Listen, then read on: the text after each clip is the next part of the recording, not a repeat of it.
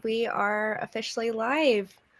Welcome, everybody, to our 25 Days of Adam webinar. Today, we are going to be joined by Jane Arnison. Jane Arneson has worked pretty closely with us in the past, so you may have seen her at another Adam event before. But if you haven't, she is a producer. She's a mix engineer, composer based out of Berlin. Super talented woman. She also works on a project called Pathwaves, which is a yearly event aimed at supporting female and gender diverse producers in the industry. So this is to help them gain technical experience, gain confidence in their abilities, and also provide them opportunities to network and grow within this industry for people who generally can be a little bit hard sometimes. So without further ado, let's go ahead and bring Jane in. Hi, Jane. Hello. Hey, how's it going? Good. How are you today? I'm very good. Thank you. A little weary because I'm in the middle. Actually, Pathwaves is on right at the moment. So I've just raced down from the studio upstairs and it's a hive of activity up in the studio. Love it. So, Gotta keep a busy schedule always. Yeah, right. Totally. Yeah. So, I mean, since you're kind of in the middle of that right now, could you tell us a little bit more just about Pathwaves itself? Yeah, sure. So Pathwaves, I started it 3 years ago, and I initially it was kind of at me thinking about frustrations about not being able to get through and get opportunities and stuff. And then I was kind of complaining to a friend, and one of my friends just said, "Why don't you do something about it instead of complaining?" And I was like, "Oh, good idea." So then I kind of went on to get some funding and sponsorship support, and Adam has been a sponsor since the beginning, which is amazing. And it kind of just happened. So we're in our 3rd year, and we take over a commercial studio for a week, and we have amazing upcoming engineers and producers and working with songwriters. And at the moment upstairs, we have a pretty epic hyper pop vocal session in the midst. So it's a really fun, challenging, and very rewarding initiative.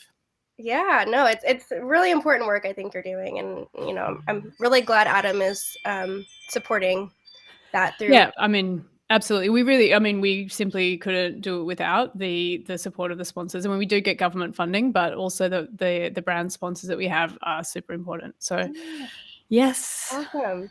Yeah. So outside of that, I mean, I just for people who don't know you as well, like I would love just like a little backstory. When did you get started, and what made you want to pursue music professionally?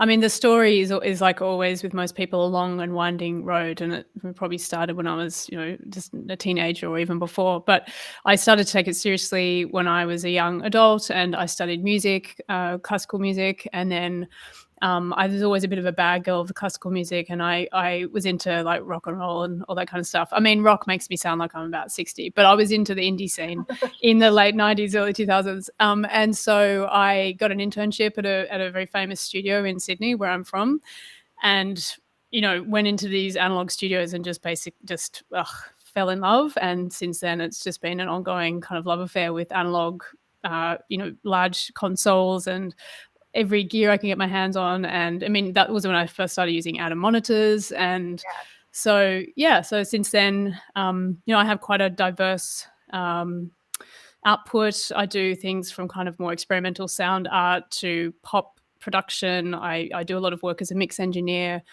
and kind of anything in between. I just love sound, basically. So whatever I can do, I'll take it. Get your hands on it. Yeah, I love that.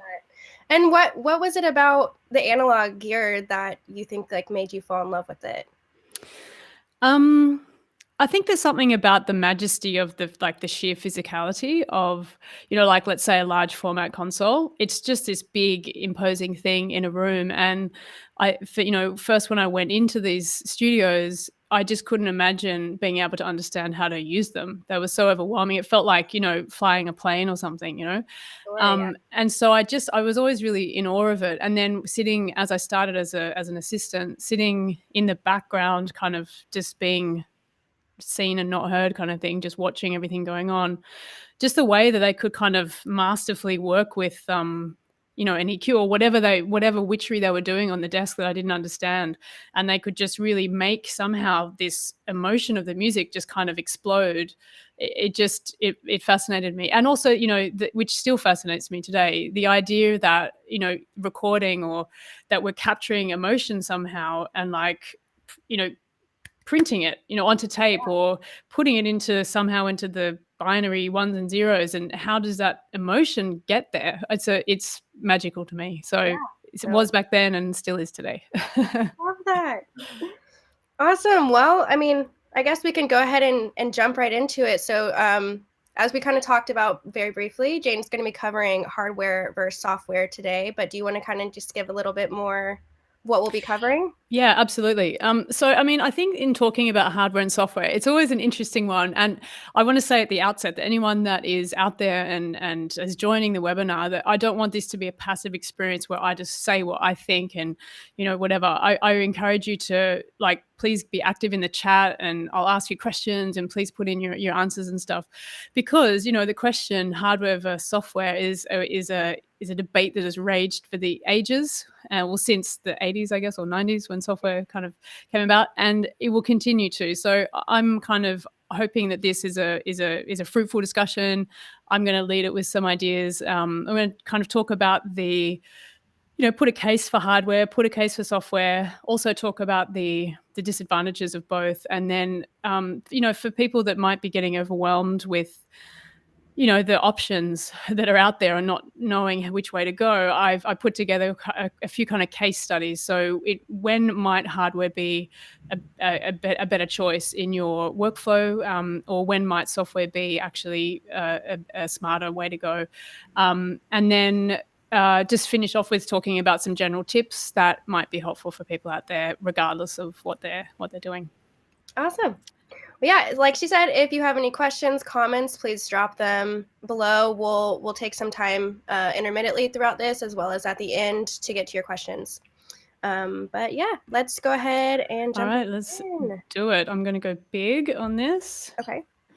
All right, let me know when we're in, and I'll get going. All right, I think we are there. Okay, all right. So yes, we are doing hardware versus software. And as I already said, so today I'm going to cover, I'm going to present a case for hardware, if you will, the case for software. And I've said here 3 and 4, hardware is hard going. When and why is hardware, a pain, and it's unhelpful and can be counteractive to what you're trying to do.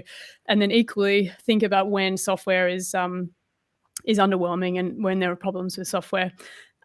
Then finally, and I guess this is, I would anticipate probably the most interesting aspect, is that to put some best practice suggestions for different, and I've kind of done it based on a few different genres. So hopefully you'll get some ideas in there. And then we're going to finish up with some helpful tips along the way. Okay, so let's go. So, all right, the case for hardware. Now, I've already kind of spilled the beans. I've already said that I really love hardware. So it's not a hard case for me to make. But I do want to kind of cover over, I think there's a lot of talk. People like to talk a lot in our industry, don't they? And so, what does it mean when people say analog warmth? Like, what is that even, So for people who maybe haven't had the fortune to work in analog studios, it might just seem like a word that has no meaning. So, to me, analog warmth is a real thing. And I think that it comes down to the physicality of the, its actual gear, its, capacitors and resistors. And this physical circuitry has matter, it's steel and nickel and all that kind of stuff. And I think that, that aspect of the physicality is an important thing to keep in mind. In terms of analog warmth, though, I think what people often are referring to is a subtle coloration that working with analog gear brings into the sound. So that's actually a frequency, thinking about the frequency spectrum. So people would say, oh, I love the Neve sound, or oh, I love the API, or SSL is my favorite. So what does that even mean, and how is a Neve different from an API to an SSL? I mean, that's obviously a big discussion, but just as a beginning part, quite often the idea of this analog warmth or coloration that is a Neve sound or API sound is actually related to what's called transformers. So The transformers, I won't get into the kind of electronics of what transformers are. If you know, that's cool. If you don't, it's also fine. But transformers are a part of the circuit, and the transformer is often, as a signal might be coming in with more intensity, so driving the signal more into the transformer, it can create a subtle coloration or saturation, which gives the neve its nevy sound and the API, its API sound, perhaps. So some of the famous transformers are Cinemag or Lindell, or if anyone knows any other really nice transformers, put them in the chat and we'll share them as well. So yeah, so transformers, part of the circuit that gives us that analog warmth. Okay, so the other thing that is part of this analog warmth, or maybe it kind of moves into a territory of when people say that analog mixers are like big and wide, so deep and wide. So what is it about an analog workflow that creates a larger kind of more impressive mix, let's say transference or a mix space in the way we listen? And one of those things is inconsistencies. So analog is imperfect. And I think like in the 80s or something, they were like, oh, these analog inconsistencies, we wish it was as perfect. But then we got this perfect digital world, and then we realized that it was quite flat and lifeless. So one of the things is that the analog inconsistencies, if you think of like your DAW, like Ableton or Pro Tools or whatever, each of those channel strips, each of those channels that you have is identical, 100% identical. There's no coloration, there's no change. But if you consider an SSL desk, like the one that's in the picture on the right here, let's say there's 56 channels or 48 or whatever, each of those 48 channels is like a physical unit with its own, board and circuit and transformers and this and that and whatever is in it. And it's also been soldered individually. And all those little things add up to very subtle inconsistencies. Obviously very subtle, because if it's really different, then that's not good. But these really subtle inconsistencies can be, or are, should I say, when you sum all of them together into the master bus output or the mix output, it has a way, and I'm not going to kind of like get too much into the physics of it, but it gives us the inconsistencies mean that they're not stacking up exactly, and it can create more of a sense of depth and width. So that's, again, one of those things. So the analog warmth, the depth and the width is one of the big selling points for hardware. Okay, so I've talked all about geeky stuff. Let's think more about creative stuff. So why, if you don't care about the analog inconsistencies or warmth or transformers or stuff, why would you choose, when could hardware be good? And I've got kind of 3 points here, which I think are actually somehow kind of related. So the first one is workflow. And for me, an analog workflow, you have to think about it. You have to plan it out, and you have to consider limitations that you have. So in a workflow, let's say the studio that I'm working at upstairs, which is a world-class studio, well, I think it has two 1176 compressors. So there's a very famous fast FET compressor, and there's only two. So most of and even mine, when I'm mixing in the box, I have about 10 versions of this same compressor in a software version. So, you have limitations, and those limitations in a hardware context help you to use them with more, let's say, you think of it more, they're more special. And then also because you only have two, that particular style or sound of compression, you only have it two times. So there's not a million kind of duplications of it. Okay, so you decide on a specific workflow, you set it up, you think about the routing, and you're more kind of thoughtful the way you go through it. So as a result, you have limitations, as I said, and those limitations force you to make decisions. And I think that's one of the great, great, great things about hardware, is that you have to make decisions. And I don't know how many times I've seen, students that I work with or people I mentor, and even myself, that I have a mix or a production that, I'm going back to again and again and again, and I'm not finishing. So I think that this forcing decisions thing is a bit scary at first, and particularly for a lot of us that work in the box, but it actually is really, really helpful, and particularly in a creative context. And then the final point that I have here is I think that when you work with hardware, it immediately offers up originality. And I think this is, again, a massive point, because these days, I don't know, music kind of tends to feel all a little bit the same to me. And maybe that's just because I'm getting old. I don't know. But I think that, this originality, when we can all duplicate and have exactly the same thing, we're losing like a bit of like the specialness, and every studio has a different setup. Every engineer will kind of use that gear in a different way. Every session will have different decisions that will create different outcomes. So I think that the originality, it's just easier to make an original sound if you work in hardware. All right. So let's move on. Okay, so that's the case for hardware. If anyone, if you've got any ideas, if you agree with me or if you disagree, let me know in the chat. And Lindsay's happy to stop me and we can chat about it. Yeah. All right. So the case for software then, I think that for me, the immediate thing, and I also have to say I'm a child of the 2000s or the late 90s and stuff. And I started on software and I was just like a teenager essentially. And I all of a sudden had a studio in my bedroom. I mean, this is amazing. The way that software has democratized opportunity and meant that everyone can have that chance to create and craft, I guess, multi-channel creations is absolutely second to none. Studios costing €1,000 a day, it becomes a really elitist experience. So that's a massive one for me. I think the democratized opportunity.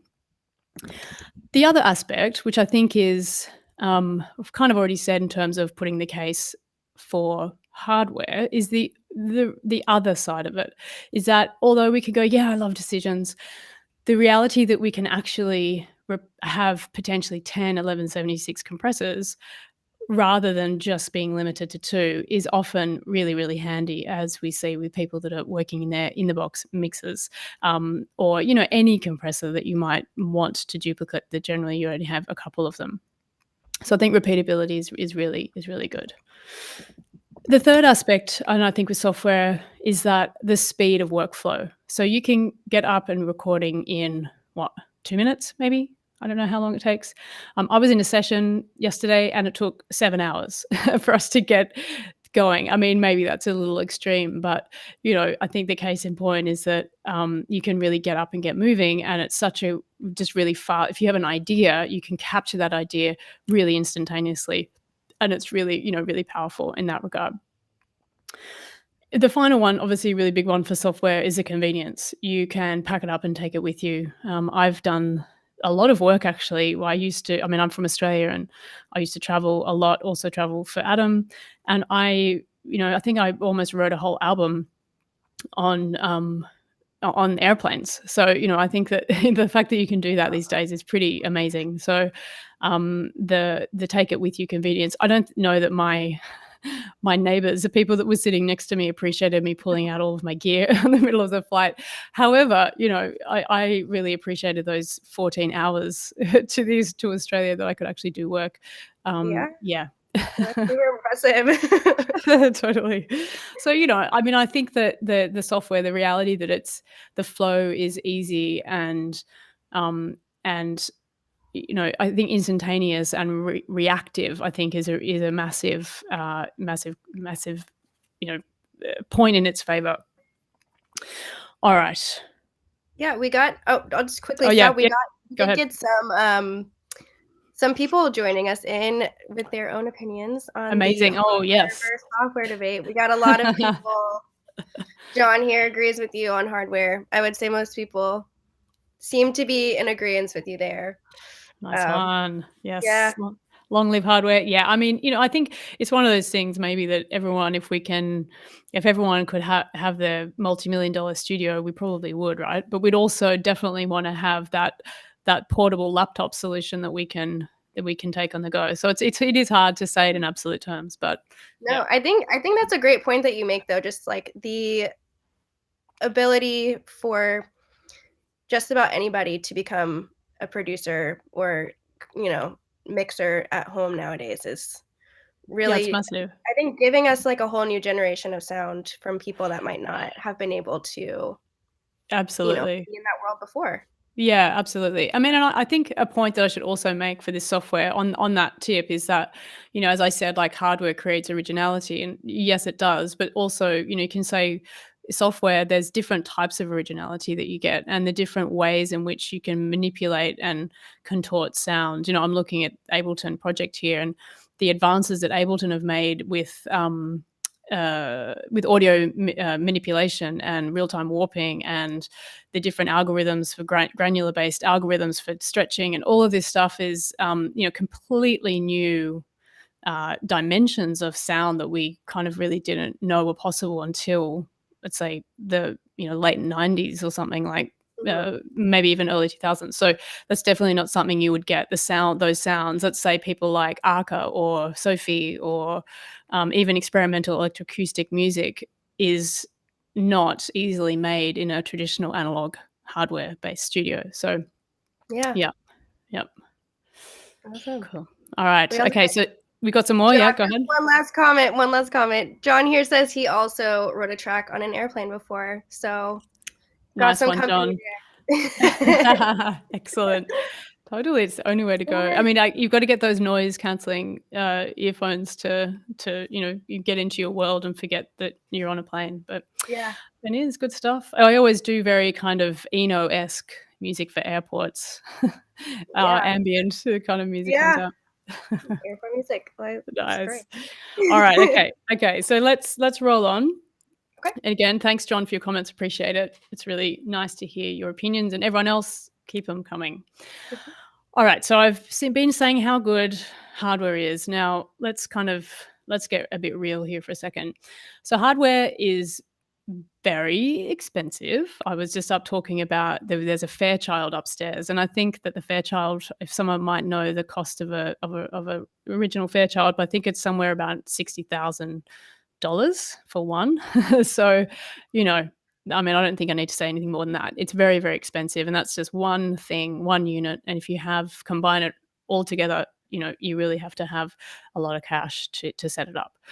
It obviously takes a huge amount of space as well. The gear is large and it's heavy, and and I say and right. So there's all of these things with the physicality that it's cumbersome and it's big and it's expensive.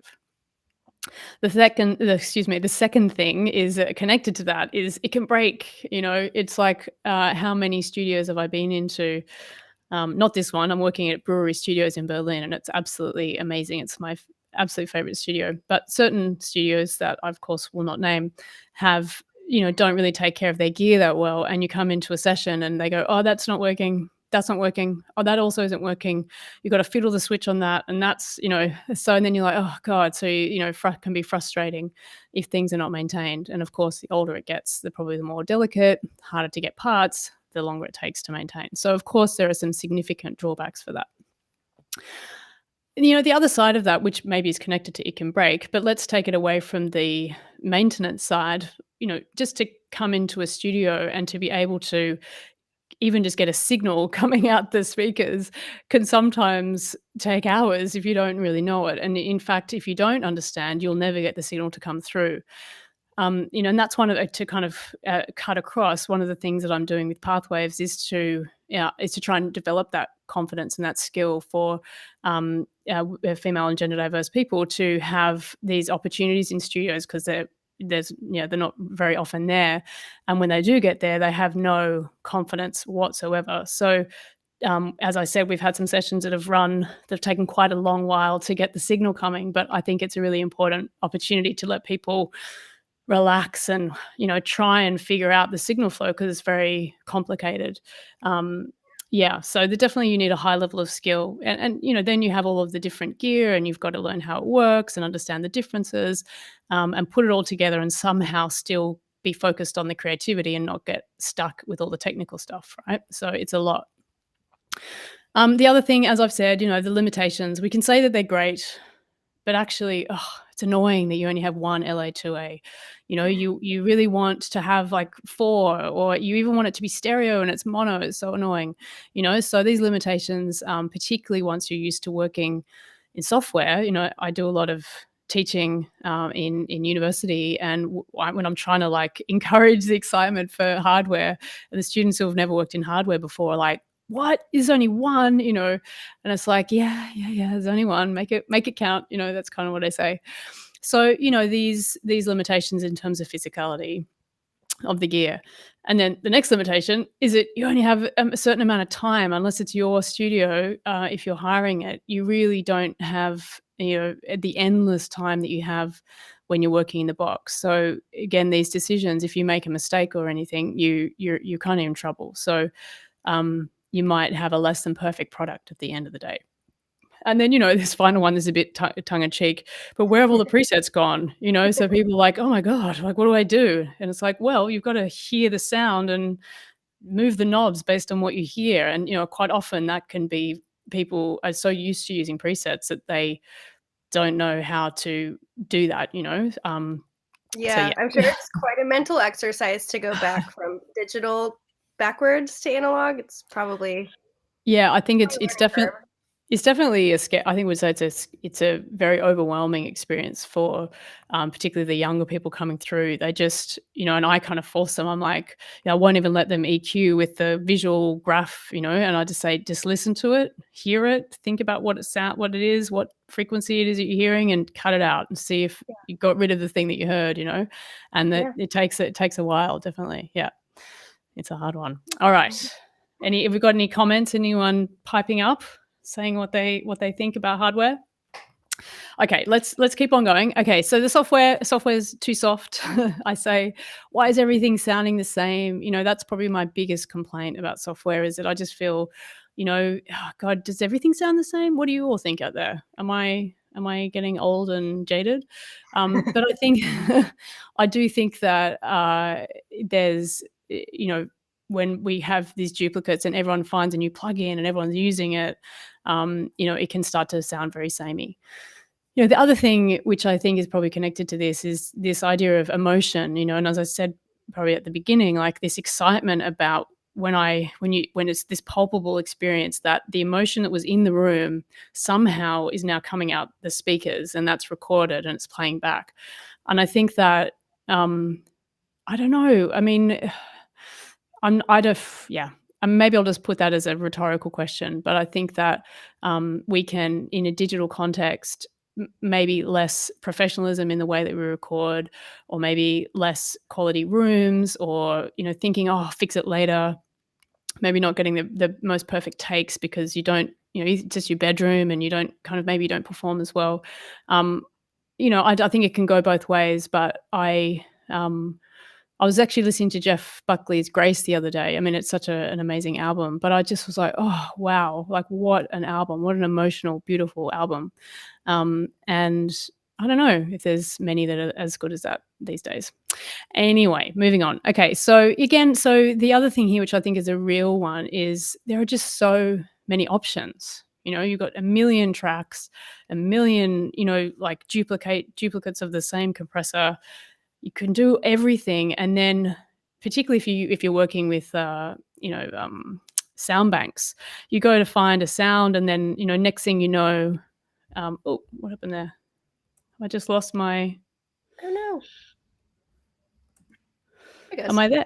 Am I back? Yeah, Oh, you're back. that was no idea what that was. Okay, hang on a sec. Are we back on? You see my screen now? Mm-hmm. All right, cool. Yeah, just this idea of like that you kind of go through and then you forget what it was that you were doing. I mean, how many times have I done that as well when I'm working in the box? And so the idea of having limitations, I always think, is actually quite helpful for me to be more creative. And this last one, again, also a bit tongue in cheek, but so it's been 3 years and I'm still sitting on that 4-track EP project that I meant to finish. So how many folders have you got out there, everyone, in your computer of unfinished music? Right, probably quite a lot, same as me and same as every producer and composer out there. So I think that this is definitely a problem that software based music creation kind of enhances. Okay, So moving on, let me see, how are we going for time? I should probably speed up a little bit. What I wanted to talk about now is, we've kind of thinking about software, hardware, thinking about the pros and cons, and it can kind of, like, it seems as though we're going back and forth, and I'm saying this is good, this is bad, no, this is good, this is bad. So I guess the short conclusion is that it depends, really. They're all good and they're all bad if it doesn't suit what you're doing. So I wanted to kind of put, again, as I say here, this is a disclaimer, these are just my opinions and you might disagree, and I very much welcome that. So this is just a seed to hopefully help you to think or decide whether you agree or disagree, and make your own decisions in future. But some genre-based best practice suggestions in terms of how to approach the software-hardware divide. All right, so we're starting off with like a punk project, something kind of loud and noisy and immediate, energy, dirty. So I think that for me here, I've said some analog dirt and some fast decisions. So for me, if they're my kind of two lines of things that I want to think about, I would try and limit the amount of microphones I'm using. I'd limit the amount. So let's say if I'm doing drums, I might do a 4-drum mic setup or something like that. I might even think about taking a portable, like 8-track mixer recorder, maybe even a tape mixer recorder.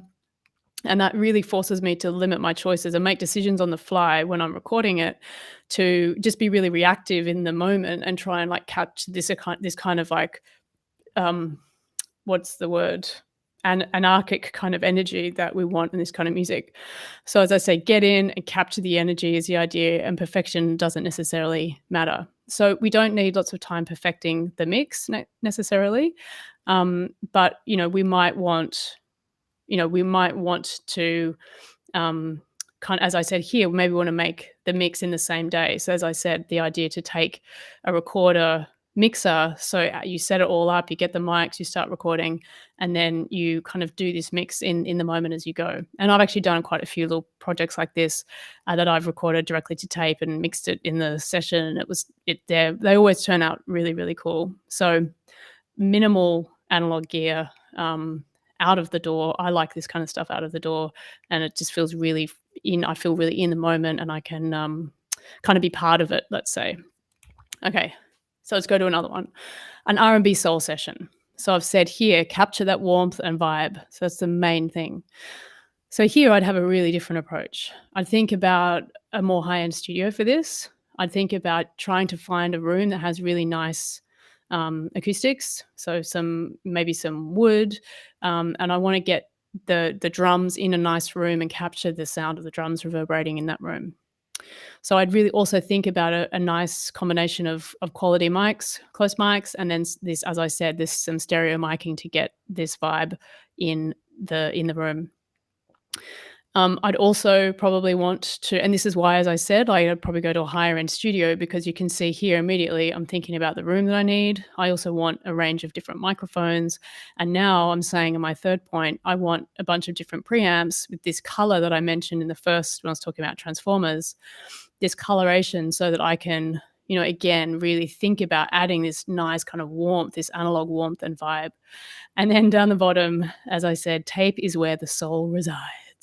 So, tracking it to tape would also be a dream that is often only found in these big high-end studios. All right, what else have I got? Super pop. Okay, so super pop, all about the vocals. So in this kind of context, particularly with contemporary pop, the arrangement and stuff is probably not going to benefit from being in an analog studio. However, the vocals will definitely benefit from having a really high-end signal chain. So from the microphone selection to the preamp to the EQ that you put on, and maybe 2-stage compression with a fast FET and an optical tube tech or 2A or something like that. So this is focusing a session and just doing a vocal session in a studio. If you're kind of thinking about, okay, what's the best way to manifest this, balancing budget and also getting the best sound at the end of the day. So it's the best of both worlds, I think, with this kind of pop approach. What else did I say? Yeah, so that's the super pop. It's all about the vocals. All right, what else have I got? EDM and dance floor. So with this one, I think this is a really kind of how we're developing it, like younger producers and the way that genres are all kind of breaking down. So I said here, I mix while I produce. And that's what I'm finding with a lot of upcoming people, producers and stuff, is that they don't discern a difference between any of the stages actually of production. So there's no like separate recording session. There's no, the track comes together from a loop, and the arrangement and the sound design and the mix is kind of all happening, all together up and down and around the same time. So obviously, when you need that flexibility and you're chopping around all the time, and ITB, an in the box workflow, makes a lot of sense. And I think that for me, if I was to give a tip to EDM producers, and again, how do you make your sound just have that edge to other people that are all working in the box, is that I would say the key for me is that the recording chain is when you can create that special magic. So if you have an 808 kick, let's say, even if it's a sample, or maybe you're lucky enough to have an 808 drum machine or whatever you use, right? If you can like do some processing on that kick, maybe you have a tube EQ or you have some kind of compressor, and in these days the compressor, you can get like warm audio to amazing entry level prices for this kind of vintage signal chain that we know very well, and you can really just give your sounds and your samples this edge that you wouldn't have otherwise had, that can help set you apart. So so that's my tip with that, is that potentially in the recording chain, when you're creating these sounds, you can make some extra spice before you get too far in your production. All right, so I think this is the last one, but yeah, okay, cool. So last one, folk and country, and I think for me the focus here would be like capture the emotion. So if I'm thinking about capturing the emotion, it could kind of go either way. So oftentimes if there's an intimate kind of singer-songer vibe, then maybe a big studio, maybe it's intimidating, and it kind of changes the intimacy of the song. And so it might be better to have it in more of a kind of home environment that's more relaxed and more intimate. On the other side, if you've got a band that's used to playing live, you really would want to be able to capture the essence of how they communicate and express themselves and work together as a band live. And to be able to get that with good quality, you're probably going to need a studio that has a room that has minimal reflection problems, and also has maybe baffles and separation and stuff like that, so you can really get this nice quality sound rather than overdubbing and stuff like that. So I think that you can kind of go either way in this context, which depends on what the song is telling you it needs, I guess, to get a bit esoteric with it. And as I said down here, for this kind of music, a gentle analog mix, I'm saying gentle, not overly compressed and processed like many of the mixes today, but a kind of old school analog mix could be the love that this music needs to really shine, as I said. All right, so that's that for my kind of walk through how I mean, again, as I said, if I'm working with these various genres that I encounter, this is an insight into my brain when I'm thinking about how to do it, where to do it, what gear to use, and all of that stuff. All right, shall we go on, Lindsay? Let's do it. Yeah. Yeah. All right, cool.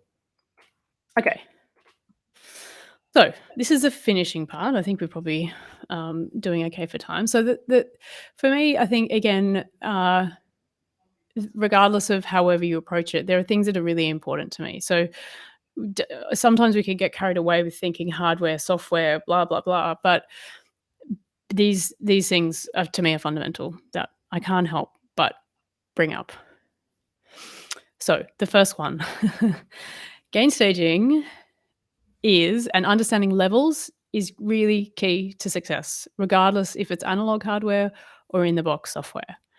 Now, gain staging is something that, I don't know, let's hear from you all out there. Who gain stages and who doesn't? Who thinks it's a load of bollocks? Who swears by it? Let me know. But from my perspective, it's something that people kind of avoid or hate until they kind of get it one day. They hear it, and all of a sudden they're like, oh my gosh, this is amazing. So really understand in an analog context, you have to understand gain staging because you have problems with the noise floor or driving things too hard or whatever it might be. So it's really a big part of it analog. But if you're working in the box regardless, I know people say 32-bit float, you can, doesn't matter, gain stage doesn't matter.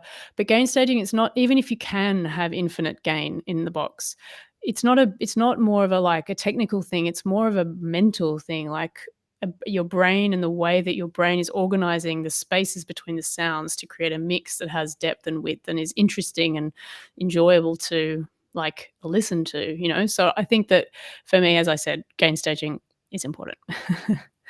All right, so further to that, if you are mixing with analog emulation plugins, I'm going to say 90% of people that mix in the box have at least one analog emulation plugin. So that's something that is looks like it's got the GUI, looks like some hardware. So you've got many 1176 clones. Even if you use Ableton, the glue compressor is an analog emulation. It's an emulation of the VCA mix bus compressor, like the SSL. So, I don't know, let us know what your favorite emulations are. But regardless, you really will benefit, even if you're software through and through, you really benefit from learning the hardware. And even if you can't get your hands on the hardware, you can read the hardware manuals. This is where I get kind of next level geeky here. But I really enjoy reading manuals because they're actually, and I have a point here. I said they're not boring. They're little pots of secret gold, or I don't know if that sentence makes sense. But, some of the manual, you just learn more about how the gear actually works. And, people just don't understand. Again, if you're using presets, you probably never thought about it. I know that the Empirical Labs Distressor manual is really, really good, and it has a really great description of the way that the knee characteristic of their compressor works, for example. And it's just really well written. Also, the Manly manuals they're just fun, and they have a little character to them, and they help you understand more about how their gear works. So yes, manuals are not boring, they're fun. And as I said, if I go back, presets can make you think that you know what you're doing when you really maybe you don't. So I would really encourage you to be very careful about that. Obviously, working with hardware immediately puts you to the test. And that's probably another thing I could say why hardware is great, because as an engineer and as someone who's trying to be an expert, I would want to know that I can trust my thoughts and that what I hear and what I think is what's happening. I'm not just being convinced by someone else's or a preset or, So I think that that's a really important thing to think about as you're developing as an engineer and a producer. Yeah, and I think that workflow, the biggest picture, as I tried to bring out when talking about workflow, is that if you think about the workflow, it helps you make decisions about your priorities.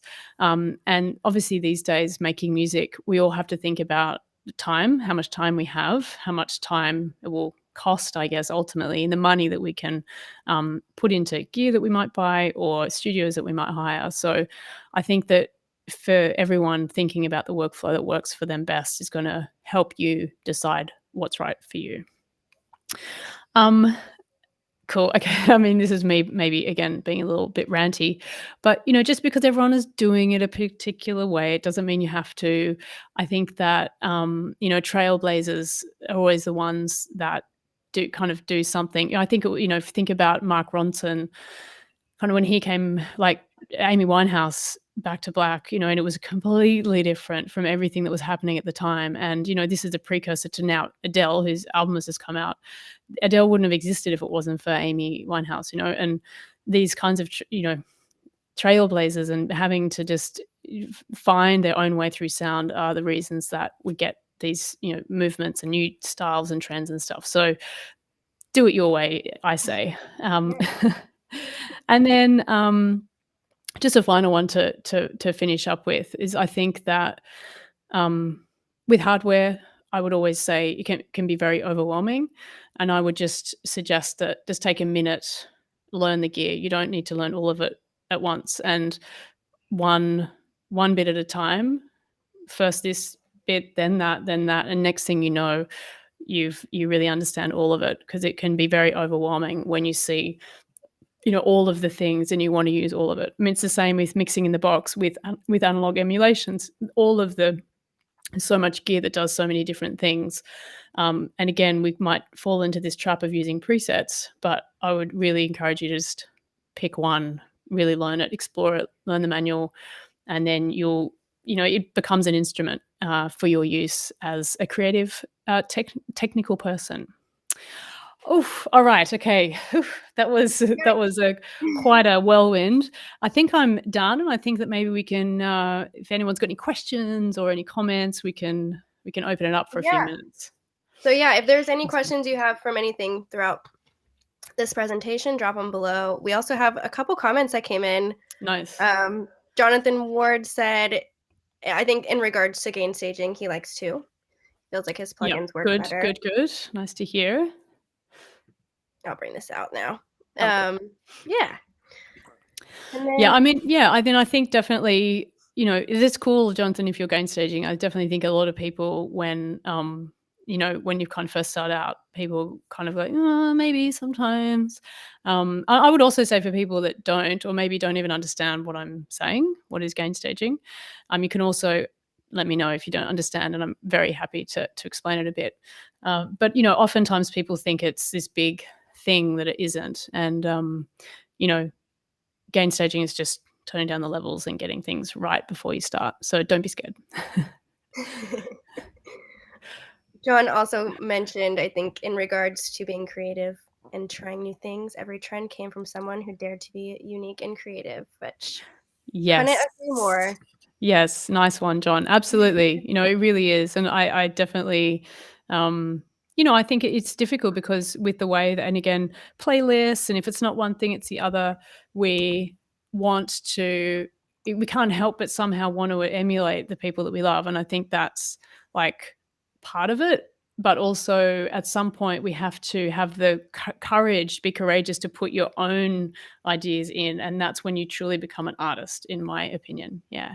Yeah. I think it's just like, learning the rules to be able to break the rules later. And I think that comes with time and experience and experimenting and all that fun stuff. Yeah, absolutely. Awesome. Nice. Well, I guess we can hang on for just a couple more minutes in case any more questions come in, but just in case, I did want to say thank you so much, Jane, for taking the time to do this with us today. My pleasure. This was awesome. Absolute pleasure. Always good. I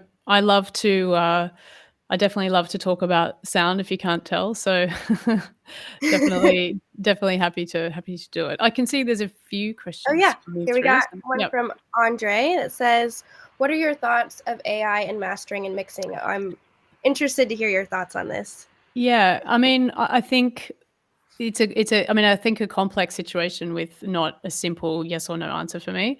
I think, as always, as I said with software, for people that can't afford a mastering engineer, and I would say when you're developing, maybe you don't have the money for that, but you still want to be able to release your music and have it at a high quality, and I think that there's a real case for it.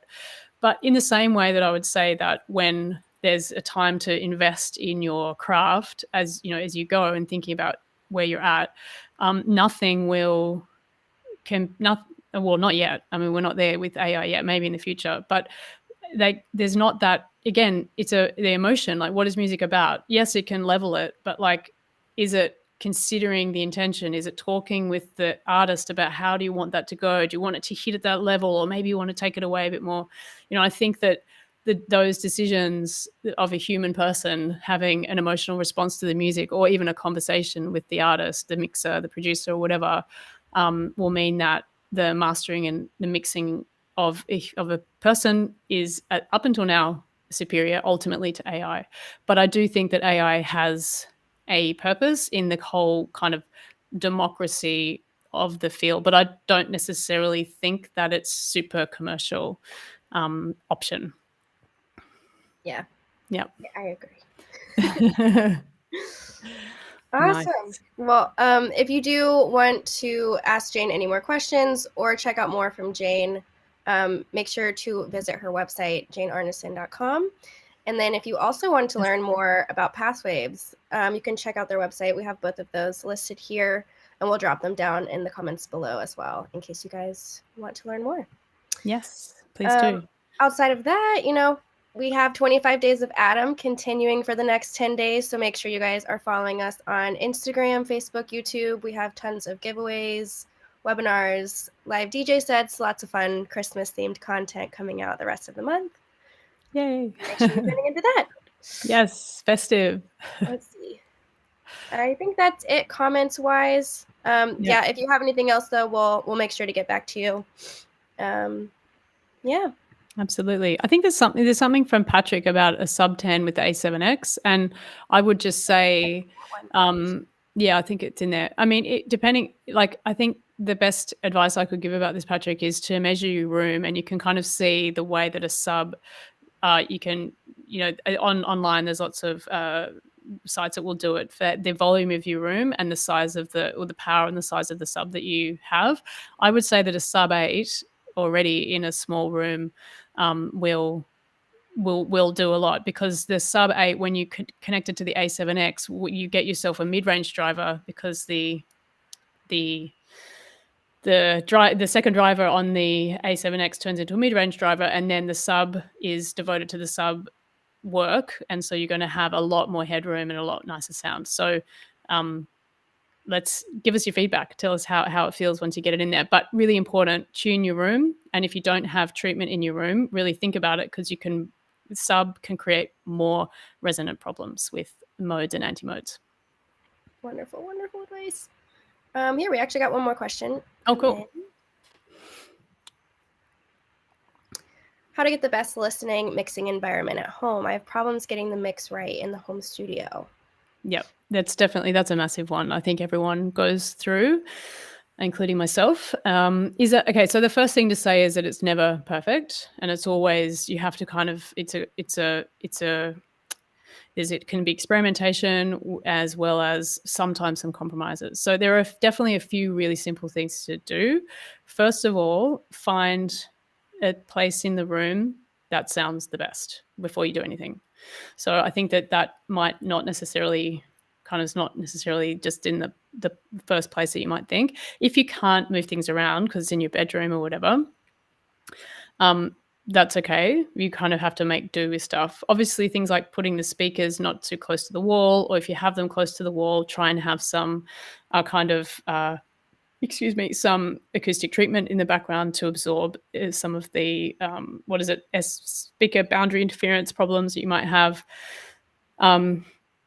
Positioning the speakers and even moving them a bit that way or a bit down or a bit up can actually have a massive impact. So I think that having some patience and listening to your favorite tracks in your room and finding and having the patience and knowing that that's what acousticians do as well, is a big part of it.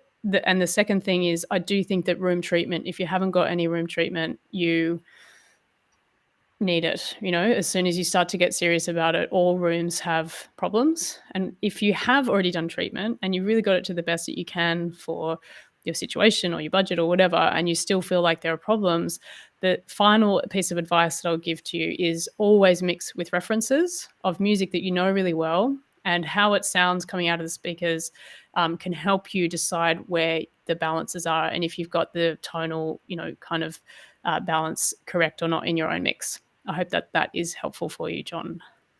Yep. Great advice. Big topic. Yep. Yeah, I know. Yeah. We could do a whole webinar just on that, I think. We could. Yeah, we could. Awesome. Well, thank you all for tuning in today. Thank you again, Jane, so much for joining us and chatting about all this. Cool. Thank you so much for having me. Thanks for your questions, everyone, and have a very Merry Christmas to you all. Yes. Merry Christmas, everybody. See you later. Okay, ciao. Bye.